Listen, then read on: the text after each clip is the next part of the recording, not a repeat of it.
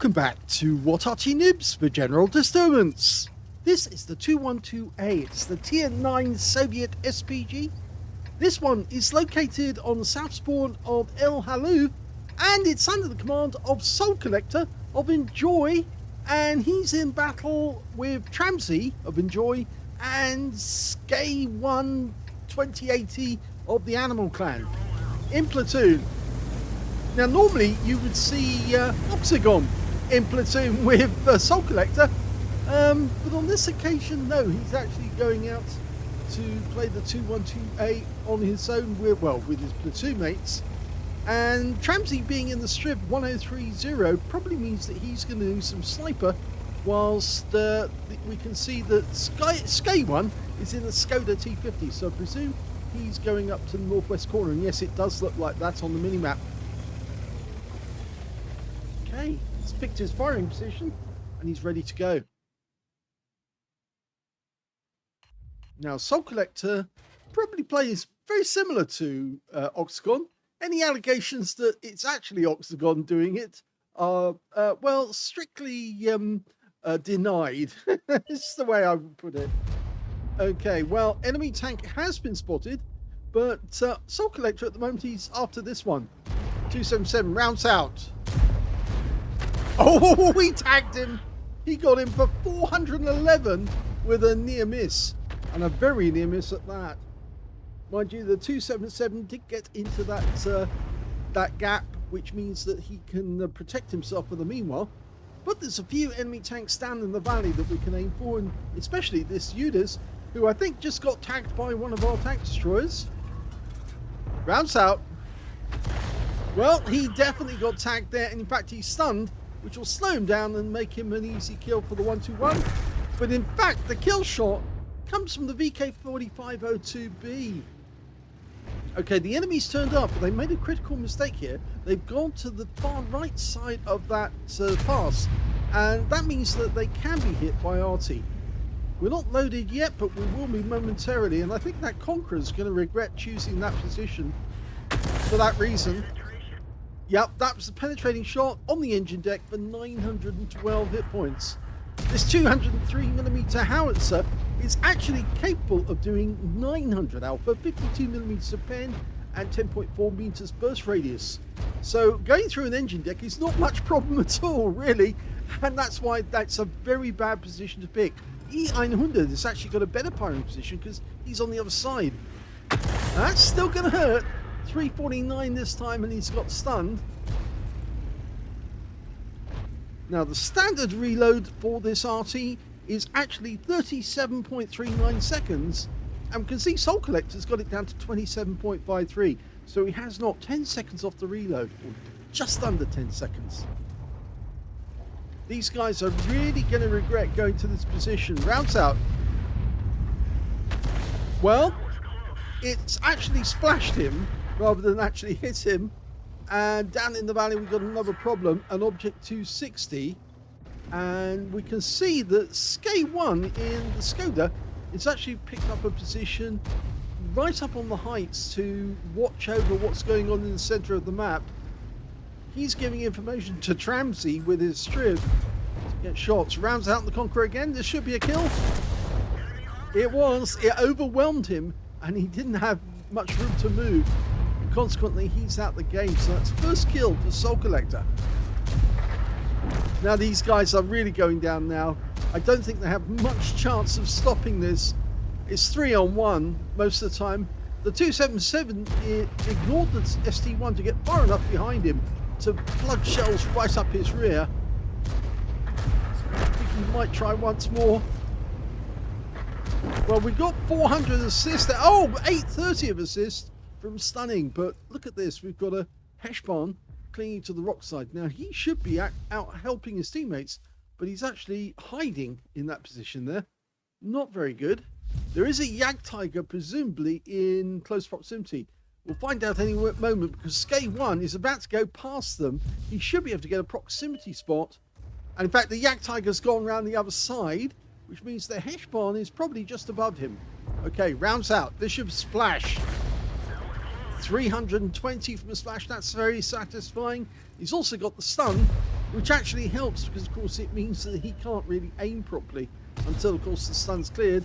And now we got some damage assist there. Oh, the kill! 1091 stun assist. That's a very good shot. So that splash on the FV4005 really paid off. Now, trying to get the Yak Tiger. It's going to land. Oh, it landed right on top of him. 378. He kept moving backwards and forwards, but he got rid of his stun, which means, of course, we can't get the stun assist. There's only 5 enemy left. One of their Arty has been spotted in the back chat, but it's actually this guy, the Yak Tiger up on the cliffs, who's the nuisance. We've really got to get rid of him as quickly as we can. Okay, loaded, rounds out straight away, and he moves to try and get away, but he does get stunned. And there's another shot. So we've got 441 from that. We're up to nearly 4k of stun assist already, and 3k of actual damage. Soul Collector is trying to mark this vehicle. Only 3 enemy left. There's one of them, the Yak Tiger. Now, can we get an accurate shot? Should be able to take him out if we can get one hit. Oh, not enough, but he did get hit immediately afterwards, and we got some stun assist again. Okay, he's decided to go all in and try and ram the 277, but it didn't work. And now we're looking for the Arty. No, that's just on the corner there. Need to pull back a bit. I think he's right just to the south of that aim point. A little further to the left and a bit further south. But we're going to spot the guy very shortly. That's it. He's probably more closer to that. That went outside the field, I think. Oh, it was close. And one shot kill for the Crampon. And that's the end of the game. Here's the end of battle results, and that was not only an ace tanker game for Soul Collector, because he did so much damage and so much stun assist, he also got his 3rd mark of excellence. Congratulations! Now it's a 3-marked purple-barreled Soul Collector in his 212A. He got a Bruiser medal for getting at least 5 critical hits. In fact, he got 9, and he got a Confederate fitting, more of the enemy than anyone else on his team. His win rate from that battle, 3,471. Very well played indeed. Some really useful shots in there. And he capitalized on the errors made by that Conqueror and then by that Heshpan. By clinging onto the rock, he actually made himself an easier target to splash. And once the enemy knew where he was, once his team knew where he was, they went for him. So a very good battle. Let's have a look at team score and see where he was. Well, the highest damage in the game actually went to that Object 277. He was a smart player. He got 3,965 hit points. Second highest went to the Foch B with 3,862. And the third highest damage went to the M5Y on the enemy team with 3,528. With Soul Collector coming in 4th with 3,393. When it came to kills, it was the 277 with 4. Crampon, the VK4502B, the T95 and the E100 all managed 2 kills apiece. And the M53, M55 on the enemy team did 2 kills as well. Only 4 players on the enemy team actually managed to get kills in that game. So yes, they were kind of overwhelmed. But when it came to base XP, in top positions, the Object 277 with 1259. And in second place, it's, yes, Soul Collector with 1,181, followed by the Crampon, who got 1,111. So at least he got second place on this one. Well, he didn't get the top in any of the categories, unfortunately, but at least he managed to get the 3rd mark of excellence. He's not going to forget that. Let's have a look at detail. Only fired 12 rounds, but what a result for 12 rounds. 5 direct hits on the enemy, 1 penetrating shot, which was the engine deck of the Conqueror, 12 splash, damage of 3,393, all of it at more than 300 meters, damaged 80 the enemy, killed 1, there's the Confederate, 3,985 hit points of stun assist off 12 stuns, so that's over, well, just over 7,200 hit points, or 7,300 hit points combined damage. And that 3,985 on stun was off 12 stuns, so every shell actually did something. On a premium count, he actually earned a profit of 68,131 credits from the game, and he got 1,771 experience points as well. So congratulations to Soul Collector of ENJ0Y for getting your third mark. Now, I did say this is the first replay because we've got another one coming up directly after this. So let's have a look at the second replay in the 212A. The second replay is on the eastbourne of Malinovka, and this time at the helm is Yarbas of OLIMP. Game on. Only one mark of excellence on Yarbas, but he won't be long before he has those third mark. Yeah, he's working on it, same as I think most people are. Okay, 212A, based on the KV-220 tank. You can see it's KV origins in the kind of blunt way that it looks at the front of the vehicle. Yes, it's definitely KV style. KV-220, of course, was basically a revised version of a KV-1 with extra armor on. It was one of the vehicles, the prototypes, that were actually being built with extra armor to try and make the KV-3. So they built two prototypes with different amounts of steel on the front. Oh, that was a good one. 434. Now, not the tree down there, but the reason he did that was to actually move to a new firing position. If the enemy Arty is going to counter-battery him, they'll actually go for the tree that he knocked down, not for the one he's actually firing from. Standard reloads, I said before, 37.39 seconds, but we can see that Yarbas has actually knocked that down to 30.94. So he's knocked 7 seconds off. Not as much as Soul Collector. Rounds out. Right next door to him on the riverbank though. Unfortunately only 204, but he did get the stun. And the stun could be the crucial bit because, of course, if that guy is under fire, and hope the CS52 list actually gets some shots in there. Looks like he hasn't.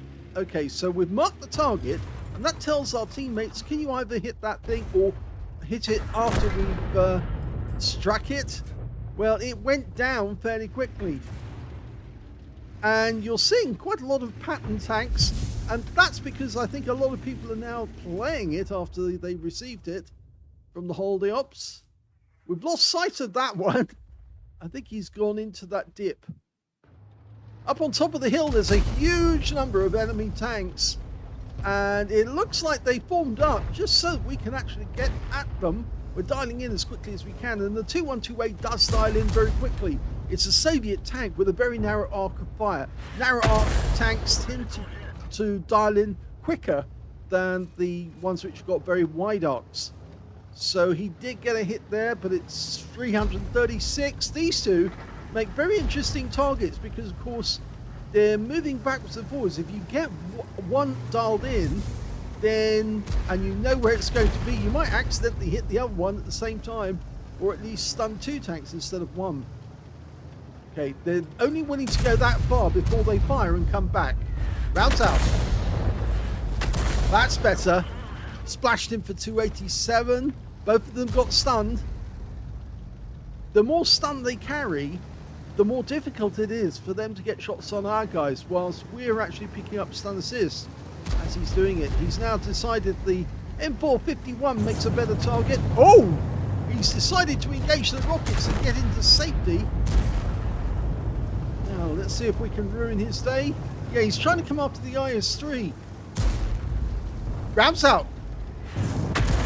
Oh! We lost the IS-3, but the BC got hit. And now he's out the game, and we got the damage assist on that one. Yeah, we tracked him just as he engaged his rockets. And, of course, it just wastes the rockets because you can't move if you've been tracked. Now we've got a Lorraine, which, of course, is a very light medium. He goes down, so we've got the Object 430 now. Almost loaded. Now he's using those wrecks for cover. That might be his undoing. Rounds out. Lands next to him for 154. RNG said no, but it tracked him. And it looked to me like he burned his repair kit to get back into cover quickly. Okay, the AMX M451 And he just killed one of our tanks. That guy killed a Patton up on top of the hill. So we've only got 2 Pattons left of our team, whilst the enemy have still got 3 Pattons. Oh no, 2 Pattons on their team. They've also lost a Patton. Oh dear, we've lost sighting of that M4. That is a frustration. When people are not spotting, we can't do anything. There's no enemy in sight at the moment. The only thing you could do is counter battery, but that's counterproductive. There are 2 enemy Arty in this game. One's an M40, M43, and the other's a GW Tiger. Tier 9 game with tier 7 tanks? Yes, no, tier 8 tanks in it. Okay, the 103 does look an inviting target.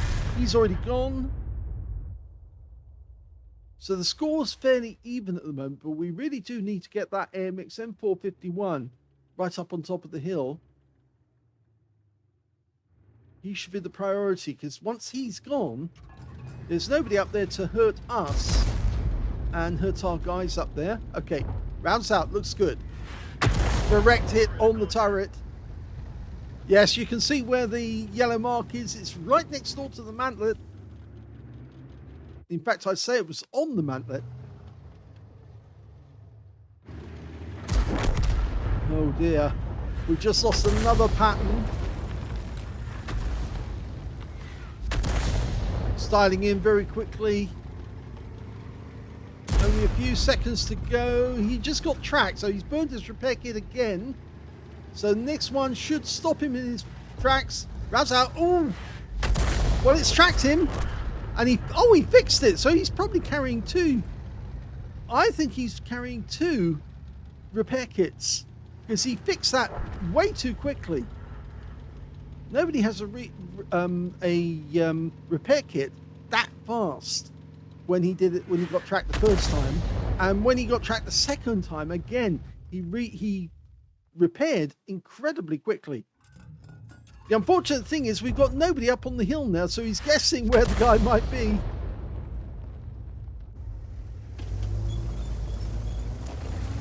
Okay, we're changing positions, which is a good idea.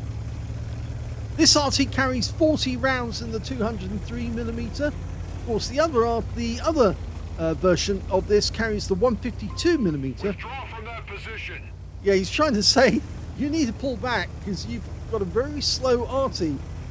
And it's a wise piece of advice to actually say, I think you need to pull back a little. The AMX and the 110 appear to be coming over the top. The enemy Patton's gone up there as well. We're looking for the GW. We think he's behind this bush. At least the SU-14-2 is following our suggestion.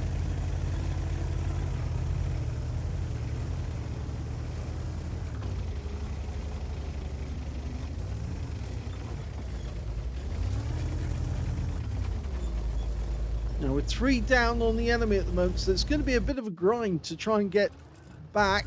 But that 110 is still in sight, and it's because of the Shrek and the Patton on the ramp. They're the ones spotting. Okay, that looks to be fully dialed in.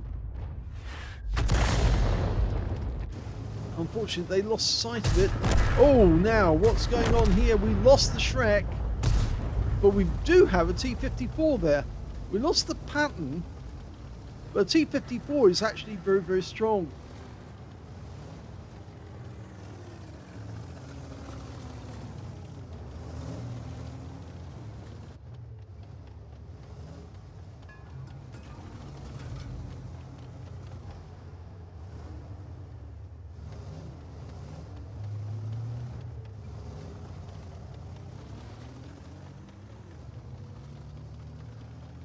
Okay, T-54's decided to pull back. That might be fatal. I know the Sharp U-4 does take a little long while to reload his 4 shots.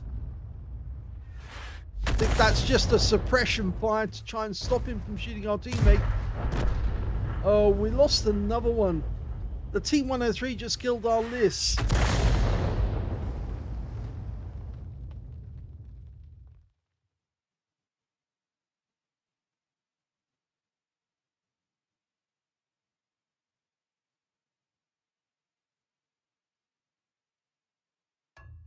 The 110's got to our side of the hill. Okay, I'm going to try and splash. Oh! He got him! He splashed him!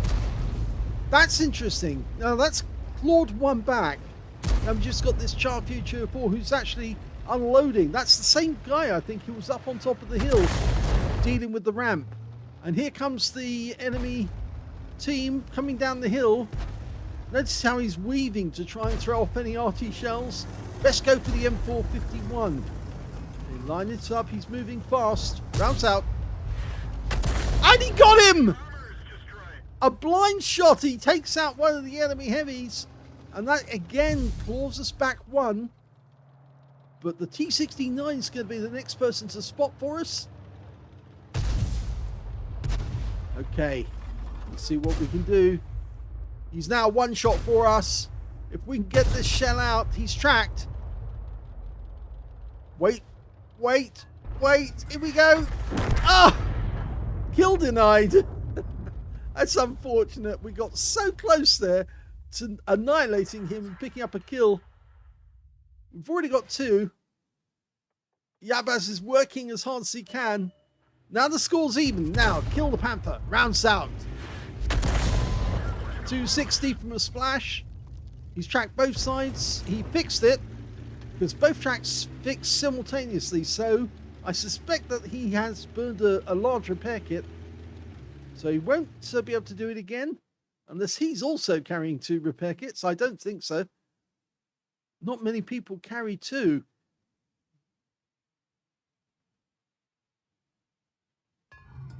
Normally at this level of play, you'd expect somebody to be carrying two repair kits if they're a very aggressive player. And they obviously would carry consumables as the third. Rounds out. This is going to hit.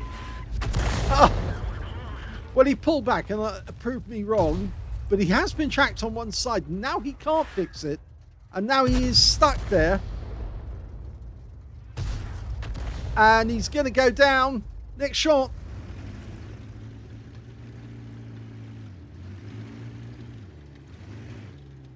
Notice that very long barrel on the Panther 2. It's basically a very similar Panther to the original one. Okay, aim ahead. That's it. Rounds out. Didn't get it. Okay, we're moving closer now to try and get that Panther. But it's also actually to get closer to our teammate because all our tanks up the north end of the map have been wiped out. And so we are the next tank in line to meet the enemy if they come from the west. This should be a kill shot. Rounds out. Oh! Well, at least it hit the target, but it's a kill denied. So there's only 3 enemy left now. The GW Tiger, the Patton tank, and an M40, M43. And that's the 2-minute warning. So it's been a long battle, this one. Slugging it out. They were down by 3 tanks. And it looked like they were going to lose. But they've managed to claw it back, and now they're one up on the enemy. The T-54 moving towards the field. Interesting fact for you, the same guy invented the T-54, designed the T-54, who also designed the T-34, and he also designed the T-64. Did you know that? Yeah, it's a true fact, that. And he did it in the tank factory in Kharkiv. So when we have the Ukrainian symbol on the side of the tanks, it's legit because that's where they had the tank factories. Of course, when the Germans actually captured Kharkiv, a lot of the equipment had been moved away. But it is true that a lot of tanks were built in Kharkiv, and the biggest one, building the T-64, was in that city. T-69's moving south, moving west as fast. He's found one. Okay, we're lining up. It's the GW. Oh, he dies before we can shoot. But now that means there's only 2 left. I don't think it's enough time, so he fires blind. Oh, the Patton's there. And the T69 nails him, but we've only got 21 seconds left to find the last Arty. And that's the M40, M43. We're reloading as fast as we can. I'm not sure if we can get it done in time. Yes, we possibly can. Okay, there he is. Doing it from overhead. Oh! A win with 4 seconds left on the clock.